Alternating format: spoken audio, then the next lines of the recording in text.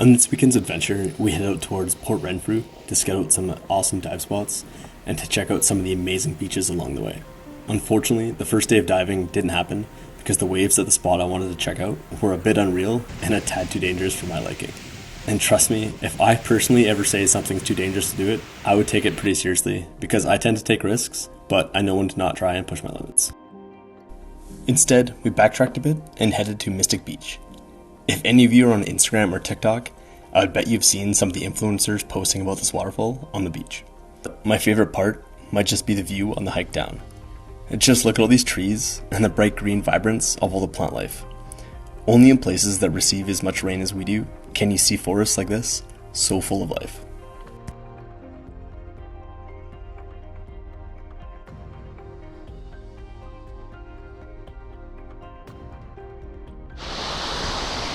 So we got to Mystic Beach. Pretty nice beach. Wish the weather would cooperate a little bit more, but it's not bad. It's not raining too much. Beautiful day.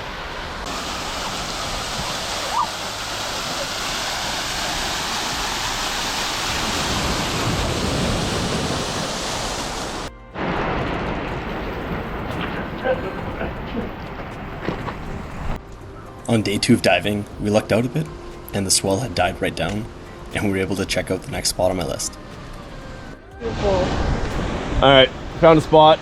A little more mellow than the last spot, so we're gonna jump in and go get some fish. I had a pretty good craving for some rockfish roasted over the fire, so I had to make sure I caught one for dinner.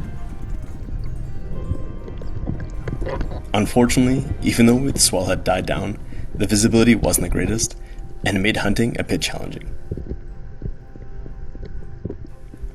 I was able to snag one black rockfish for dinner. It wasn't the biggest, but will work well for dinner for myself tonight.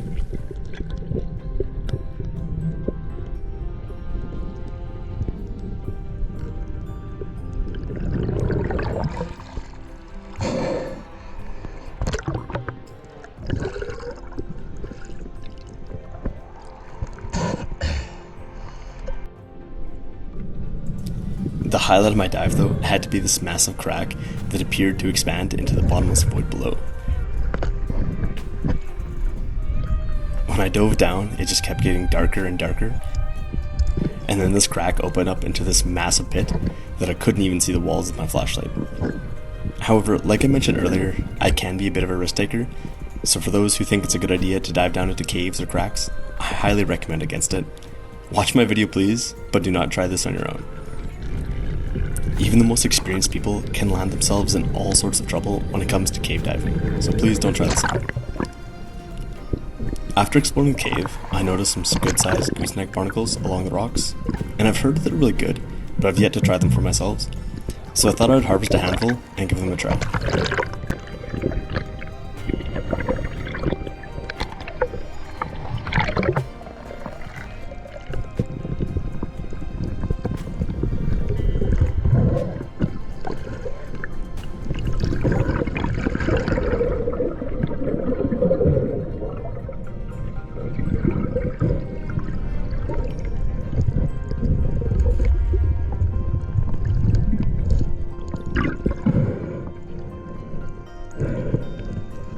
That was such a cool little cave.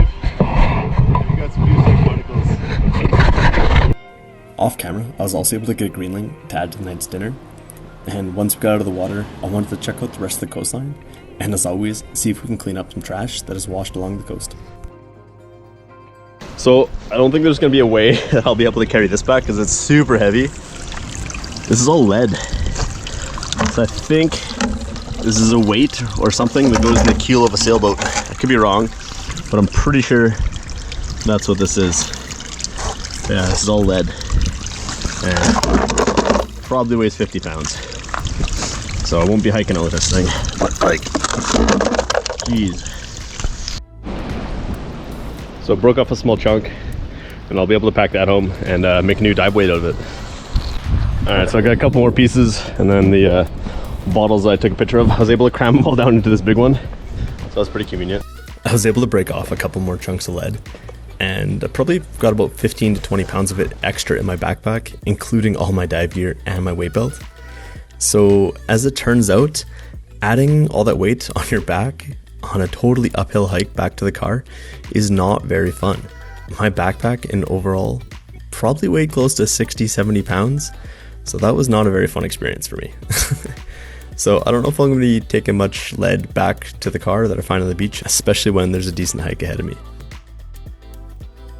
And I just thought this big cave was pretty cool, so I thought I'd throw this in here as well.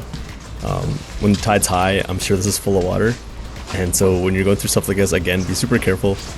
Don't get on the other side of this when the tide's coming in and realize that you cannot get back.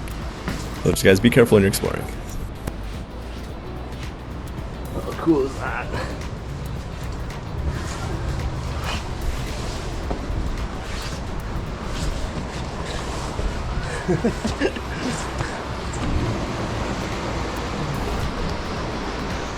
That's wild. And back to camp we go to cook out tonight's feast.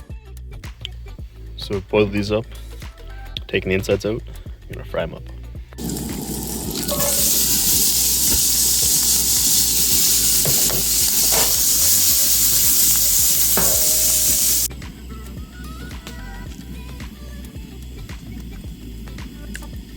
Not bad. I think I'd prefer crab though, even mussels, but pretty good though. Pretty nice afternoon at the campsite. So we thought we'd jump into the river. We're camping right on the river. So it's pretty nice right now, how calm it is.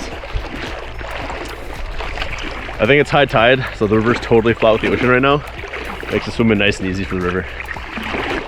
Alright guys, thanks for watching. This has been my little weekend adventure. Take care. So as it turns out, these gloves are actually pretty good dishwashing things.